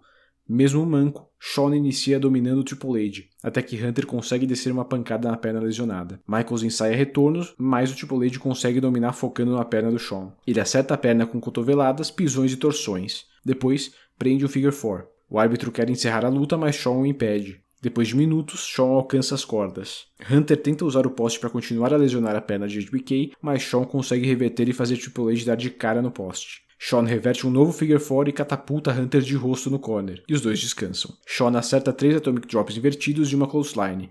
Depois, se apoia nas cordas para conseguir trocar socos. Triple H prepara um pedigree e empurra o árbitro. De costas, ele não vê Shawn socando as bolas do campeão. Ele segue com o DDT. Sob protestos de Lawler, Shawn escala o corner e acerta um cotovelo voador. Shawn afina a banda, mas Batista aparece para distrair. Mesmo assim, ele acerta um Switch in Music. Com o árbitro distraído, Edge reaparece e acerta Shawn com um Spear. Ele vai embora dizendo que deveria ser ele. Triple H se arrasta em cima de Shawn e faz o pin aos 14 minutos e 5 segundos. Vencedor e ainda campeão mundial dos pesos pesados, Triple H. O Edge, ele é um filho da puta, né? Porque ele já tinha ido embora e ele já tinha ganhado. Ele ganhou sem esforço, tá ligado? Ele tem que voltar e ser o filho da puta.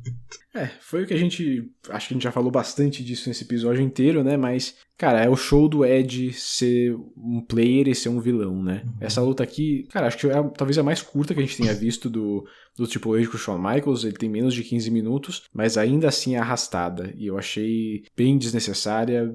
É tudo que eu não queria ver de novo esses dois. E eu ainda gosto quando é essa luta que fixa em uma parte do corpo, que faz sentido e tal, mas eu achei arrastada, achei chata. E assim, ela é feita só pro final, pro Edge ser levado ao... Tá, agora sim ele é um vilão. Ele atacou o Shawn Michaels, ele é o vilão. Não tem mais jeito, né? Tanto que o momento mais... Na minha visão, o momento mais... Não diria impactante, mas mais emocionante da luta essa sequência final do Shawn, que ele consegue, tipo, reverter o Triple H, começando com o soco nas bolas, e daí ele dá o cotovelo voador que a câmera corta o golpe de um jeito excelente, né?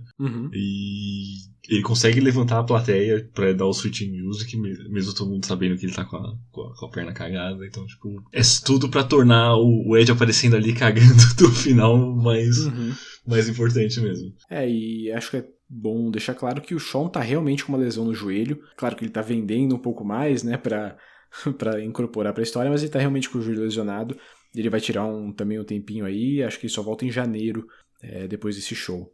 O show não tá com muita sorte, né, na nossa run aqui de podcasts. Pois é, vira e mexe, ele sai de férias ou ele sai lesionado, né? Sim. Mas enfim. Oh no! The hell are you looking at? You think this is funny? No.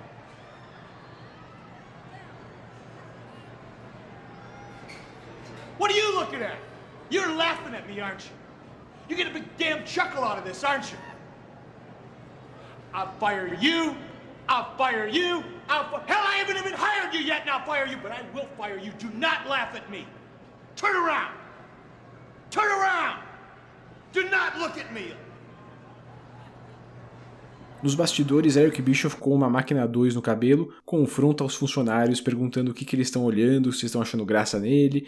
Ele ameaça demitir todo mundo, incluindo o futuro Mr. Kennedy, que tá ali no meio dos funcionários. Caraca, naquele último grupo ali, a galera de paletó?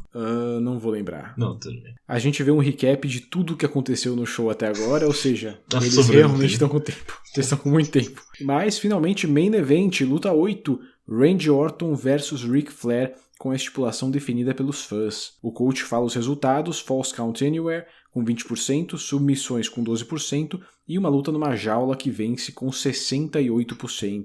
Quem é que não vai votar numa luta numa jaula, né? Bom, a gente já falou da história dessa luta, né? O Orton começa derrubando o Flair, mas toma uma série de chops no corner.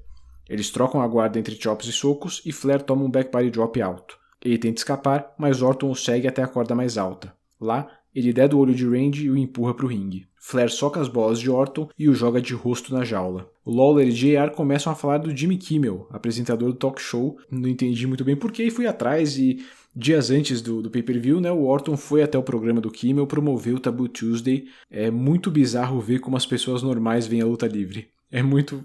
A gente fica nessa bolha e a gente não sabe como é a visão do mundo das pessoas normais, né? E, cara, assim, por exemplo, no programa eles mostram uma foto do pai do Randy Orton, né, do cowboy Bob Orton, e o povo racha o bico.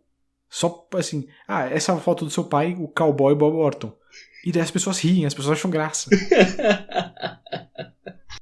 You're a young guy, and your dad. I remember your dad, man. Your dad is Cowboy Bob Orton, and Hold on, now were you just laughing at? I like the hat. Cara, é muito louco. Só por causa do nome, porque como ele tá vestido, eu não sei. Realmente porque, não consigo pensar por quê. É uma foto de lutador, então, tipo, sem camisa, com chapéu de cowboy, mas assim, é uma foto que pra gente é normal, é tipo... provavelmente todo mundo que assim... tipo, o cara tá tirando um modelo pra um calendário. Um calendário sei, cara, assim, é muito louco ver como as coisas que são... Isso eu já tenho pensado muito tempo, muitas vezes, como as pessoas de fora reagem vendo a luta livre, né? Porque é uma coisa que a gente que acompanha tem uma realidade própria, né? Tem uma lógica própria. Sim, sim.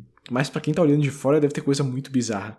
Eu vi alguém no Twitter esses tempos, alguém estava contando uma experiência que estava tendo com um amigo que estava vendo pela primeira vez, acho que era o Raw, alguma coisa assim. E daí, uma coisa que o cara ficou, tipo, travado, acho que era até o Dynamite, na verdade, da AEW. Que o cara que não conhecia, que não era um fã, tava falando, por que o lutador pulou da corda em cima de um monte de lutadores fora do ringue? Tipo, isso não faz o menor sentido, não tem como explicar isso. Não tem. E pra gente é tão normal, cara. Pra gente, tipo, é óbvio, faz parte daquilo, mas pra quem tá de fora, tem um monte de coisa que não faz sentido. Realmente, se você aplica a lógica de o cara ele só quer ganhar, tipo, tem muitas coisas que eles fazem nas lutas que não... Sim. Não tem porquê. Sempre acho muito bizarro quando isso acontece. Mas, enfim, a entrevista do Orton, né? O Orton não consegue falar praticamente nada na entrevista inteira. Ele é interrompido o tempo inteiro. O Kimmel não deixa de falar. O Kimmel fica zoando a idade do Flair e fica fazendo piada em cima disso. Tipo, você vai lutar com ele numa luta de colonoscopia, não, como é que chama? A bolsa de bosta, como é que chama? Nossa, bolsa de bosta? É o do catéter? É tipo isso, né? Que o nosso querido e amado, nosso amado presidente colocou quando ele tomou uma facada que tinha que ficar com aquela bolsa de colostomia. Bolsa de colostomia. Caraca. Que é coisa de velho, né? Aquele catéterzinho que tem que fazer as necessidades e tal. O Kimmel ficava zoando isso, falando, ele vai lutar com uma bolsa de colostomia, E, tipo, o Orton praticamente não consegue entrar na conversa. É um bagulho bem rápido, é tipo 4 minutos de entrevista, claramente só pra promover o pay-per-view. O Orton mal consegue fazer isso. E eu imagino que ele tava no personagem, né? Pra entrevista ainda. Cara, sim. mas não muda muita coisa. Assim, ele realmente não consegue falar praticamente. E também mostra muito que, tipo, como que o povo da luta livre reage no ambiente normal, né? Que, tipo, ele não consegue interromper, ele não consegue se colocar, sabe? Ele meio que é interrompido e é isso aí. Por isso que a gente precisa de um cara pra ser nosso âncora no outro mundo. Uma pedra. Bom, o Flair distribui socos na testa de Orton, que tá sangrando por conta da jaula, obviamente, né? O Flair esfrega o rosto de Orton contra a jaula e o coloca de costas, dando seus chops. Muito doido, o Flair lambe o sangue de Orton da sua mão. É verdade. Nesses tempos de pandemia, qualquer coisa assim marca a gente, né? O Randy consegue um retorno com Irish Whip em Flair na jaula e é a vez de Flair se cortar. Orton impede o Flair de escapar e deixa a bunda do oponente de fora. Tá batendo o velho e expondo ele, né? Tristeza. Feio, né? Rick cai de bolas nas cordas e implora pra Orton parar o ataque. Randy faz uma sequência de 10 socos no corner e começa a pisar em sua cabeça. Flair aproveita e novamente soca as bolas de Randy. Agora é a vez de Randy esfregar o rosto de Rick na jaula. Crossbody dá um 2 para Orton. Ele continua com seu backbreaker característico. Flair tenta escapar pela porta, mas é puxado para dentro por Orton. Ric Flair usa um soco inglês para nocautear Orton e consegue um 2,99. Uma nova tentativa pela porta é novamente impedida, mas Flair se agarra a uma cadeira, a puxando para o ringue. Orton desvia de uma cadeirada e acerta um RKO para vencer aos 10 minutos e 35 segundos. Vencedor, Randy Orton. A luta brutal. Assim, bem planejada. Essa com certeza os caras sabiam qual que ia ser a luta. Então eles conseguiram. Eles pensaram um bom plano pra ela. Depois da luta, o Flair oferece sua mão em respeito, o Randy aperta, o abraça, mas eles ficam meio. Eles estão se respeitando, mas eles também não estão muito amiguinhos, né? Concordei também, acho que é uma boa luta. O Flair esse cara tem de experiência em Steel Cage também, né? Não tá escrito. Já lutou várias, já teve lendárias lutas de Steel Cage. E aqui ele colocou tudo à prova. Claro, ele já não consegue mais. O Kimmel zoou pra caramba, mas ele tem aqui acho que 55 anos. E a gente já sabe, a gente tá acompanhando, ele não tem mais a mesma. Não dá, né? Não. Muda bastante.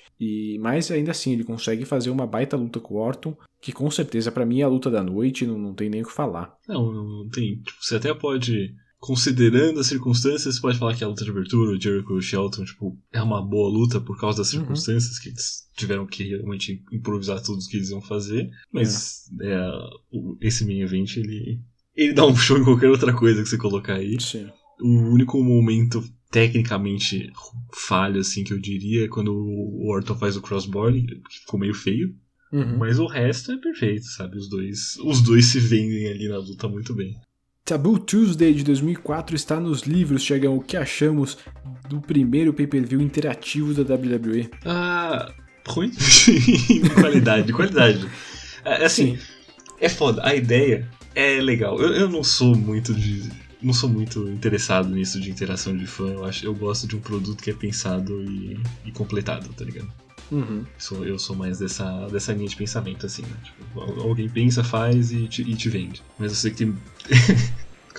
Eu sei que isso é muito popular com muitas pessoas e a gente tá aí, o streaming aí hoje em dia e tá aí, né? Mas agora, tirando isso, tipo, tirando a minha opinião sobre como é que é feito, né, o show, o conteúdo foi, cara. Foi ruim pra caramba. Foi ruim, as lutas foram ruins, cara. Foram ruins pra caramba. Cara, e não só isso, né? Muita enrolação o tempo todo. A gente teve recap, a gente teve o coach perguntando a opinião da plateia pra toda a votação. Um monte de luta arrastada. Aquele tempo perdido com o Diva Search. Cara, eles estavam com muito tempo livre aqui. Eles não tinham o que fazer. Quando eu vi que o PPV ele tem lá por suas 2 horas e 50 minutos... Cara, eu tava na terceira luta faltava tipo 1h10, na terceira luta, não, desculpa. Eu tava na antepenúltima luta e faltava 1h10, eu falei, cara, impossível, a luta o segmento do Eugene com o Vince e o Bischoff também leva 20 minutos. Exatamente. O Bischoff ele dá a volta no ringue 2 vezes ali, sei lá. Pois é. Qual a sua luta da noite, Diegão? Como a gente falou, é o main event, é o Orton Flair, não tem. Concordo. Não tem muito o que falar. Acho que é uma boa luta, ainda mais num pay-per-view ruim, né? Eu acho que tem esse... Sim. Ela provavelmente sobressai por ela estar próximo de outras coisas de qualidade duvidosa. Sim, mas de qualquer modo, eu acho que esse pay-per-view como um todo é o Edge, né? É o Berada. A ideia desse pay-per-view é mudar o Berada, é mudar o Edge pra um vilão, né? Eu até perguntaria pra você se você achou que foi bom, foi bem feito, assim, tipo, eles insistiram pra caramba, isso é verdade, mas não significa que vendeu bem, né? Cara, eu acho que sim. Eu tenho acompanhado os Raws, né, e eles têm feito bem devagar, mas todo Raw tem uma mudançazinha, sabe? Tem o Edge ainda sendo um cara bom, mas ele faz um comentário escroto, sabe? Daí, ou ele é um cara bom, mas ele, sabe, falou alguma coisa durante um segmento que, né, meio esquisito. Então eles estão construindo isso já faz um tempo e bem aos poucos. Eu acho que culmina aqui, né? Culmina nesse pay-per-view. Eu acho que eles fizeram bem, eu acho que é bem feito, assim. O Edge não estava funcionando como mocinho desde que ele voltou. Ele voltou, se lesionou, machucou a mão, daí machucou o saco, daí não bateu, o povo não curtiu ele foi vaiado na cidade natal dele. E daí falam, bom, então vamos mudar esse cara, né? Essa mudança a gente tá vendo desde ali do Unforgiven, né? Que começou essa mudança do personagem do Edge e culmina aqui no Taboo Tuesday. Eu acho que foi bem feita, mas não sei qual que você achou, você que não acompanhou os Raws. Eu acho que como é recorrente assim, você tem alguma noção de progressão, né? É que, obviamente, entre tipo, um pay-per-view que aconteceu há um mês e meio atrás e tipo, outro agora, né? Tipo, são saltos maiores do que o gradual que você tem dosado semanalmente, né? Mas eu compro porque, cara, eu gosto muito do Edge maluco, manipulador que a gente vai ter tipo, alguns anos pra frente. Eu acho um personagem que é recorrente na história da WWE, né? A gente vai ter muito isso, vai ter um Miz assim também. Só que é um personagem que eu acho que sempre funciona, porque sempre tem que ter esse cara super babaca que todo mundo acha que é um saco. Bom, o Taboo Tuesday teve uma taxa de compra de 0,31, cerca de 174 mil compras. São 10 mil a menos que o No Mercy, que foi péssimo no último episódio, né? E esse é o segundo pior número que a gente vai ver no podcast. E o pior ainda vai levar um tempinho pra rolar. Então é com certeza um rock bottom isso aqui, é um fundo do poço de audiência do pay-per-view. Vai pra continuar no que vem, né? Que eu já tenho a confirmação que continua. Alguém bateu o pé no chão e falou, não, calma e vamos ver como é que é. Bom, foram 65 mil compras a menos que o último show do Raw, que era o Unforgiven. Mas ele foi melhor que o This Tuesday in Texas, né, de 91. Foram 74 mil compras a mais. Tá fazendo mais ou menos o que os shows in Your House faziam em 95. Então, de novo, a gente comentou isso acho que no último episódio. Alguns shows de 2004 estão batendo com a pior época da companhia em 95, 94, que é bem preocupante, eu acredito, né? Mas eu acho que esse aqui tem uma carta branca porque é numa terça, né? Quem compra pay-per-view numa terça? Quem vai numa arena assistir um pay-per-view numa terça, né? Quem vai ligar sua conexão de escada em 2004 pra fazer uma votação num pay-per-view numa terça também, porra? Pois é. Tiagão, a gente tá na estrada pro Survivor Series, né? Sim. Mas a gente já tá falando há alguns anos só da WWE, né? Não. Meu Deus, o que tá acontecendo aqui? E se, pro próximo episódio, a gente der uma olhada na grama do vizinho, hein? Cara, sempre mais verde, né, Álvaro? Em 7 de novembro de 2004, a TNA fez seu primeiro pay-per-view mensal de 3 horas na história, né? Até então, eles faziam pay-per-views semanais, o que é uma maluquice do caralho, mas eles faziam isso. E agora, né, em 7 de novembro de 2004, eles fizeram Victory Road, que foi o primeiro pay-per-view mesmo, uma vez por mês, 3 horas de duração. E se a gente der uma fugidinha da WWE pra ver se a TNA tá melhor das pernas, hein? Olha, Álvaro, muito interessante porque eu confesso que é algo que eu sempre me pergunto. Como é que eles estão fazendo ali no parquinho deles, né? Porque em comparação a TNA nessa época, realmente é algo bem menor, né? Pois é. Então no próximo episódio, vamos conhecer a TNA. Vamos dar uma olhada em AJ Styles, Abyss, Eric Young, Bobby Roode, com o main event de Jeff Hardy defendendo o título mundial dos pesos pesados da NWA contra Jeff Jarrett em uma luta de escadas. Ué, pelo menos a gente tem nomes já apresentados já, então dá pra encurtar em 10 minutos o podcast. Eu acho que assim, já é importante dizer que eu não vou fazer essa mesma cobertura que a gente faz pros episódios da WWE, né, porque... Você vai ter que literalmente explicar tudo o que tá acontecendo. Então eu vou fazer uma coisa bem básica pro próximo episódio, a gente vai ver só alguns pontos mais importantes, alguma coisa assim, mas a gente não vai ter esse nível de detalhamento das histórias acontecendo, porque né, não tem como acompanhar a TNA. Até tem, mas né, por favor... Não, cara, achei uma ótima. Agora eu estou realmente agitado e ansioso pro próximo episódio. Pois é, e para não perder esse episódio e ouvir os anteriores, você tem que acessar cotovelovoador.com.br e também pode mandar um e-mail pra gente para entrar em contato em cotovelovoador@gmail.com. E quando sair esse podcast, a gente notifica vocês sempre no facebook.com/cotovelovoador ou no Twitter no @cotovelovoador. Exatamente, então a gente se vê no Victory Road, Thiagão. Yes! Falou! Até lá!